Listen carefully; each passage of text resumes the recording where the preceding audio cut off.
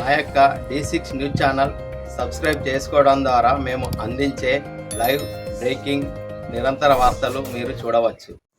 జగిత్యాల జిల్లా మెట్పల్లి మండలం వెల్లుళ్ళ గ్రామంలో నిర్మాణ దశలో ఉన్న ఇందిరమ్మ ఇళ్లను జిల్లా కలెక్టర్ బి సత్యప్రసాద్ గురువారం పరిశీలించారు.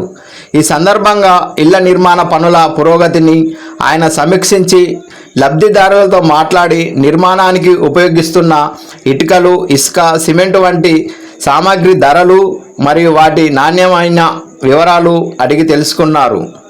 నిర్మాణంలో నాణ్యతకు ప్రాధాన్యత ఇవ్వాలని, ప్రభుత్వ నిబంధనలకు అనుగుణంగా పనులు నిర్వహించాలని సూచించారు. నిర్మాణ పనులు ఆలస్యం కాకుండా వేగవంతంగా పూర్తి చేయాలని లబ్ధిదారులకు సూచించారు. ఇందిరమ్మ ఇళ్ల నిర్మాణాన్ని త్వరగా పూర్తి చేస్తే ప్రభుత్వ నిధులు కూడా త్వరగా విడుదల అవుతాయని, అందువల్ల లబ్ధిదారులు ఆలస్యం చేయకుండా పనులను పూర్తి చేయాలని స్పష్టం చేశారు.